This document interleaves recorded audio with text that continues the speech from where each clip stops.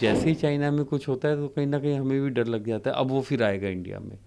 तो मैं ऐसा नहीं मानता। इंडियन सर्कमस्टेंसेस अलग हैं। इंडिया में कम्युनिटी की जो एंटीबॉडीज़ और जो इम्यून स्टेटस है वो काफ़ी डिफरेंट है, तो मेरे को नहीं लगता कहीं पैनिक करना चाहिए हमें। एक्चुअली बड़ा एक नॉन स्पेसिफिक टर्म यूज़ किया है, वॉकिंग निमोनिया।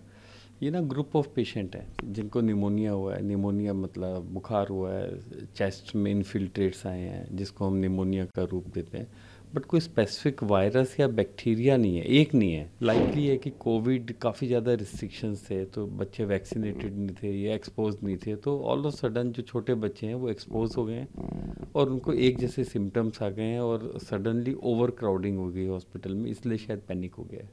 एक्चुअली बड़ा एक नॉन स्पेसिफिक टर्म यूज़ किया है, वॉकिंग निमोनिया। ये ना ग्रुप ऑफ पेशेंट हैं जिनको निमोनिया हुआ है। निमोनिया मतलब बुखार हुआ है, चेस्ट में इन्फिल्ट्रेट्स आए हैं जिसको हम निमोनिया का रूप देते हैं। बट कोई स्पेसिफिक वायरस या बैक्टीरिया नहीं है, एक नहीं है। 3-4 वायरसेस, 3-4 बैक्टीरिया निकले हैं, जैसे माइकोप्लाज्मा है, आपका आरएसवी है, इन्फ्लुएंज़ा है, कोविड भी उसमें है। ये सब मिला जुला के उनकी जो सिम्टोमेटोलॉजी है एक जैसी है, इसलिए उन्होंने टर्म दिया है वॉकिंग निमोनिया। इसका कोई बहुत साइंटिफिक बेसिस नहीं है, कोई नया बैक्टीरिया वायरस नहीं आया है। लाइकली है कि कोविड काफ़ी ज़्यादा रिस्ट्रिक्शंस थे, तो बच्चे वैक्सीनेटेड नहीं थे या एक्सपोज नहीं थे, तो ऑल ऑफ सडन जो छोटे बच्चे हैं वो एक्सपोज हो गए हैं और उनको एक जैसे सिम्टम्स आ गए हैं और सडनली ओवर क्राउडिंग हो गई हॉस्पिटल में, इसलिए शायद पैनिक हो गया है। सर क्या ये कुछ देखा आपने?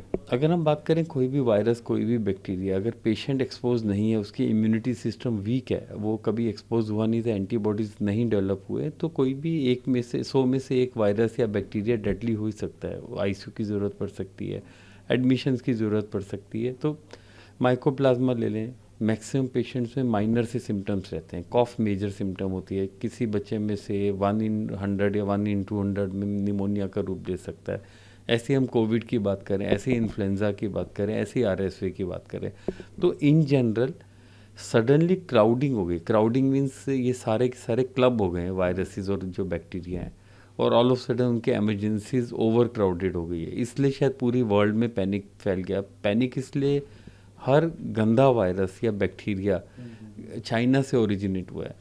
अभी हमारा डर ख़त्म नहीं हुआ है। अभी हमने 3 साल 4 साल पहले ही कोविड वेव देखी है, तो जैसे ही चाइना में कुछ होता है तो कहीं ना कहीं हमें भी डर लग जाता है, अब वो फिर आएगा इंडिया में।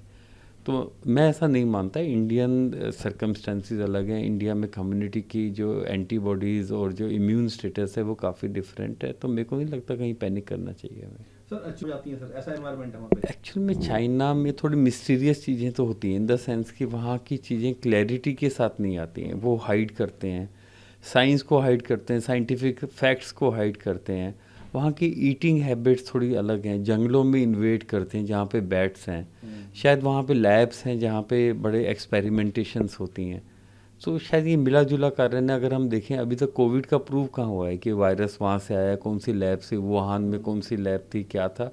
देखा जाए तो वो इतना बड़ा कहते हो ना हंगामा हो गया पूरे वर्ल्ड में, इतना बड़ा पेंडेमिक हो गया, लेकिन अभी तक हमें कॉज नहीं मालूम पड़ा। आपको क्या लगता है ये जो चल रहा है इसके पीछे हमें मालूम पड़ पाएगा? अभी तो देखा जाए तो बड़ी माइनर स्केल पे चाइना तक की लिमिट है। तो लेट्स सी क्या होता है, आगे देखते हैं। सर चूंकि देखिए, सावधानी अगर हम जनरल बात करें, किसी को भी खांसी जुकाम होता है या तो अपर रेस्पिरेटरी ट्रैक तक रहेगा, यहाँ तक रहेगा, या निमोनिया जिसमें लंग्स इन्वॉल्व, जब लंग्स इन्वॉल्व होते हैं उनको हम निमोनिया का रूप देते हैं। निमोनिया के कुछ स्पेसिफिक साइन सिम्टम्स होते हैं, हाई ग्रेड फीवर, सांस तेज चलना।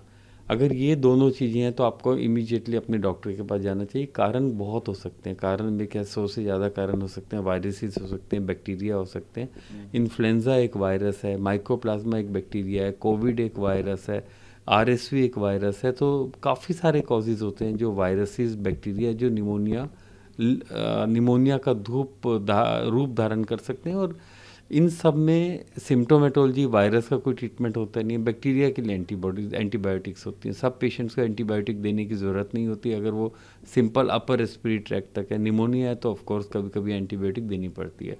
तो अगर हमें ये बेसिक चीज़ों का ध्यान दें हम, कि अगर पसलियाँ चल रही हैं, सांस तेज चल रही है, फीवर 103 104 जा रहा है, तो अपने डॉक्टर से कंसल्ट करें। वो best you can say treatment है। सर क्या जो किड्स में देखने में आ रहा है कि जो वायरस है वो तो है ही है, लेकिन पॉल्यूशन भी उसमें कहीं ना कहीं और सरप्लस कर रहा है उसको। कभी भी पॉल्यूशन क्या करता है, 2-3 तरह की डिजीज़ को ज़्यादा घातक बनाता है।